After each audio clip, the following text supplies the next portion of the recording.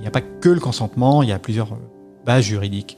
Mais c'est vrai que dans le cas général, je devrais récolter le consentement de la personne à qui j'envoie la newsletter.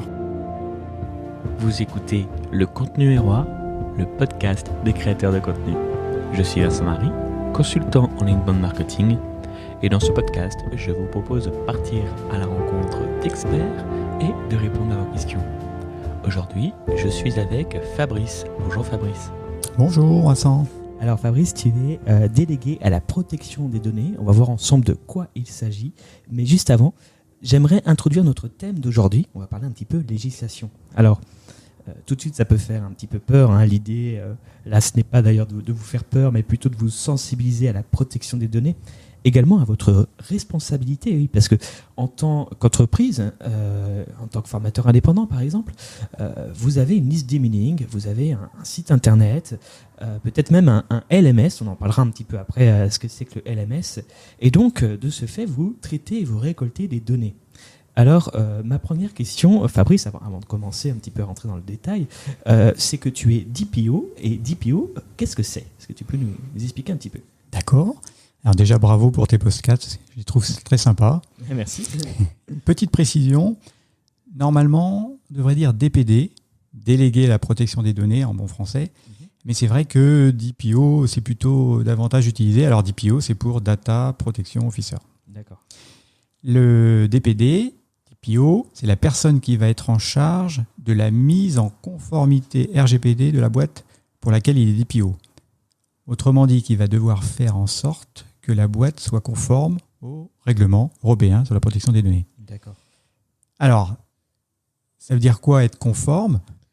Tu as dit au RGPD, c'est le RGPD. On entend parfois j'aimerais bien être conforme à la RGPD. Non, c'est le RGPD puisque c'est le règlement. Exactement. Alors, être conforme, ça veut dire appliquer les différentes règles. Alors, c'est large, on a la sécurité des données personnelles, il ne faut pas les perdre, il ne faut pas qu'elles soient piratées. On a les contrats avec les sous-traitants qui doivent inclure des clauses spéciales, il faut former les employés, il faut répondre aux demandes des clients qui veulent savoir quelles données on a sur eux ou qui veulent exercer leur droit à l'oubli, il faut rédiger des procédures, il faut réaliser dans certains cas ce qu'on appelle des analyses d'impact, etc. D'accord. Très large. Ah oui. Et le DPO, c'est le point de contact avec la CNIL quand il y a besoin. La CNIL, c'est la Commission nationale informatique et liberté qui est chargée, entre autres, de contrôler les entreprises, les associations. Ça fait beaucoup de monde, en fait. D'accord. Alors, la mise en conformité, c'est très fastidieux, c'est complexe. En général, le but sera de s'approcher de la conformité. Parce que être totalement conforme, c'est pas que c'est impossible, mais c'est très difficile.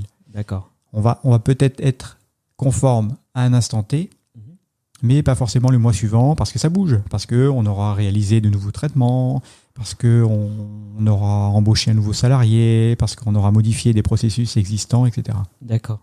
Voilà, typiquement, je monte en ligne, je sais pas moi, un nouveau produit, je vais avoir une nouvelle newsletter aussi peut-être, de nouveaux clients, je vais récolter de nouvelles informations sur eux. Il faut que je me réinterroge peut-être aussi sur la façon dont je processe aujourd'hui ces données et comment je les optimise. Exactement, c'est un travail continu de mise en conformité.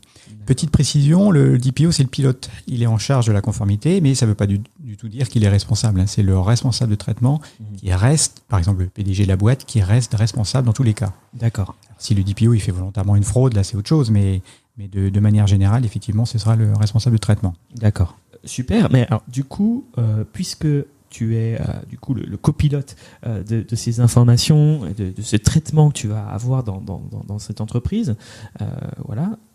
C'est quoi en fait une donnée personnelle ? Est-ce que j'ai cru comprendre que c'était quand même ça aussi qui était important par rapport à ce règlement ? Oui, le règlement se rapporte aux protections de données personnelles des personnes physiques, très précisément. Alors, on va se reporter à l'article 4. C'est une information qui se rapporte à une personne physique, identifiée ou identifiable. C'est exactement cette précision-là. Par exemple, ton email, ton prénom.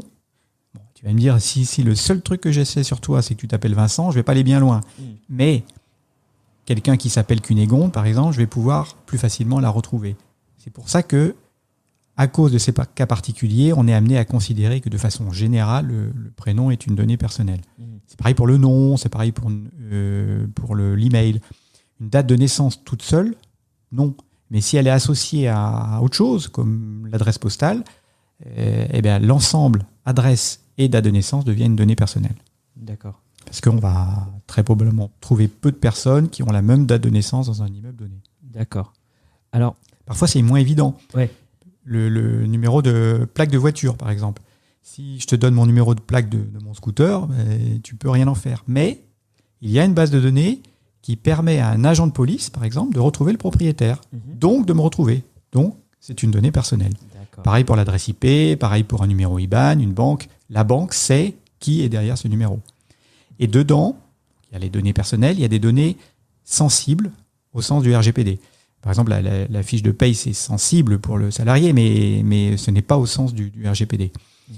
Une donnée sensible, c'est par exemple une donnée de santé, ou l'orientation sexuelle, les opinions religieuses. Il y a 8 catégories comme ça. D'accord. Ça, c'est l'article 9. Et il y a aussi les données qui concernent les infractions et les condamnations pénales. Ça, c'est l'article 10.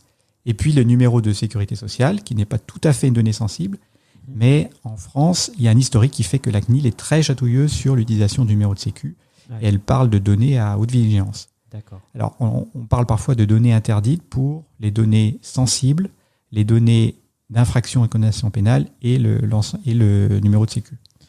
Donc il faut quand même faire super gaffe, au moins s'interroger sur qu'est-ce qu'on collecte, l'utilité ou pas de ce qu'on collecte, parce que des fois, on va pas forcément, on va sans le savoir ou sans se poser la question, peut-être collecter des données qui nous sont inutiles et qui en plus peuvent être sensibles ou personnelles. Donc dans ce cas-là, ça sert aussi à ça, à réfléchir à faire un état des lieux et donc à faire attention aussi à ce qu'on collecte et au moins à se poser ce genre de questions. Donc merci pour cette sensibilisation justement à ces concepts qui sont très importants. On rappelle, c'est pour protéger vraiment l'utilisateur qui est né aussi ce règlement général. Alors là c'était pour l'aspect un petit peu global. Si là on zoome un petit peu sur ce qui nous concerne, surtout dans ce podcast, à savoir les créateurs de contenu, souvent, donc ça va être des formateurs, ils vont utiliser ce qu'on va appeler un LMS. Alors par exemple, donc pour Learning Management System, donc c'est un système de gestion en fait pour ceux qui ne savent pas trop, de contenu orienté formation. Donc dessus vous allez déposer des cours, les gens vont pouvoir suivre ces cours et il va y avoir des données évidemment qui seront récoltées, puisque le but de ce genre d'outil c'est de pouvoir suivre et de traquer si les personnes ont bien suivi tous vos cours, de voir comment ils progressent au sein de la formation que vous avez créée. Donc se pose la question, si par exemple moi j'utilise Lifter LMS dans mon cas, j'ai une base de données, j'ai l'IP de la personne, j'en ai besoin pour mon traitement, j'ai l'âge, le prénom, le nom d'utilisateur, c'est une donnée personnelle. Ou alors, est-ce que je dois bien avoir le consentement de la personne avant de l'inscrire, c'est ça? Si par exemple j'ai IP, nom. Oui, alors c'est une donnée personnelle, l'IP, le nom et le prénom bien sûr, mais il n'est pas forcément obligatoire d'avoir le consentement. D'accord. En B2B, ou par exemple si dans mon offre de service j'inclus une newsletter, ou encore si c'est la newsletter d'une association sans but lucratif, je n'ai pas besoin du consentement. D'accord. Mais on va dire que il n'y a pas que le consentement, il y a plusieurs bases juridiques. Mais c'est vrai que dans le cas général, je devrais récolter le consentement de la personne à qui j'envoie la newsletter. D'accord. Alors, juste un petit point sur les données, tu as parlé d'avoir le minimum, effectivement. Il y a un autre principe dans le RGPD, celui de la minimisation. Là, tu as parlé de l'IP, de l'âge, du nom, prénom. Pourquoi stocker l'âge ? Si c'est pour lui souhaiter un bon anniversaire, une newsletter annuelle, il suffit de stocker le jour et le mois de naissance. Comme ça ne devient plus une donnée personnelle, c'est beaucoup plus facile à stocker. Et pourquoi stocker l'IP ? Si c'est pour la géolocaliser, tu peux la tronquer de manière à avoir une zone géographique beaucoup plus large et ce qui sort un peu du périmètre de données personnelles. Très intéressant. Le principe, pour chaque donnée, il faut se demander si c'est indispensable de la stocker, parce qu'après, en cas de contrôle à CNIL, il faudra justifier le fait de l'avoir stocké. D'accord. En général, si on répond à cette question, ça peut toujours servir. Là, c'est pas bon. D'accord. Donc, j'ai quand même tout intérêt, si moi j'utilise des outils, que ce soit des plugins WordPress ou des outils comme 360 Learning par exemple, qui est un éditeur de LMS, j'ai quand même intérêt à demander à cet éditeur si tout est conforme avec le RGPD. Alors, il y a deux cas de figure. Je schématise. Le premier cas, l'éditeur assure l'hébergement. C'est un outil en ligne. Là, l'éditeur, il est plutôt considéré comme un sous-traitant. Et ça veut dire contrat. Et le contrat devra faire figurer plusieurs clauses de conformité au RGPD. D'accord. Et dans certains cas, il y a un partage de responsabilité. Et l'autre cas, c'est l'éditeur qui propose son logiciel, mais après, c'est toi qui l'héberges. Dans ce cas-là, tu es le seul responsable, à toi, avant l'achat, de t'assurer auprès de l'éditeur que le logiciel sera conforme. D'accord, donc la nuance est quand même là, il faut faire attention, tu l'as très bien expliqué, entre un plugin tel que Lifter LMS, où je vais être en charge de l'héberger moi-même sur mon propre site WordPress, et en effet un service que je vais utiliser. Le principe est le même, il faut vérifier, mais la démarche est un petit peu différente quand même. Et la responsabilité. Et la responsabilité aussi. Est-ce que je dois enregistrer mon site à la CNIL ou déclarer un fichier ? Alors, c'était le cas avant le RGPD.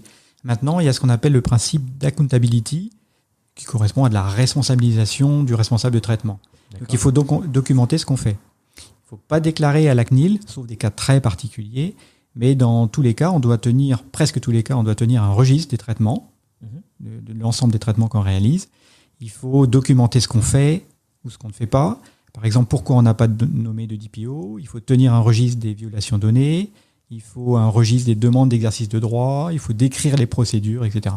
Alors, super, merci, très intéressant. Alors, du coup, toujours pratico-pratique. Par rapport à nous, les créateurs de contenu, on a souvent besoin de manipuler des emails et d'envoyer des newsletters. Est-ce que tu as des précautions à nous recommander pour ça ? Oui, alors on a parlé du cas général où on va devoir le plus souvent recueillir le consentement de la personne. Le RGPD, il dit exactement que le consentement, il doit être univoque, éclairé, libre et spécifique. Vraiment les 4 critères. Autrement dit, il faut informer la personne. Pourquoi on recueille son email ? Qu'est-ce qu'on va en faire d'autre ? Combien de temps on va la garder ? En général, on conseille l'effacement après 12 à 18 mois où il y a une inactivité de la personne. On doit aussi préciser qui est le responsable de traitement, est-ce qu'il y a un DPO, et puis les droits que la personne peut exercer. Par exemple, le droit d'accès, droit à la portabilité, droit d'opposition, possibilité de retirer son consentement, etc. Et aussi leur indiquer, c'est bizarre, mais qu'ils peuvent porter plainte auprès de la CNIL. Pour le retrait du consentement, c'est facile, il suffit d'un lien des abonnements dans chaque envoi. Puis, il faudra tester de temps en temps si le lien marche bien.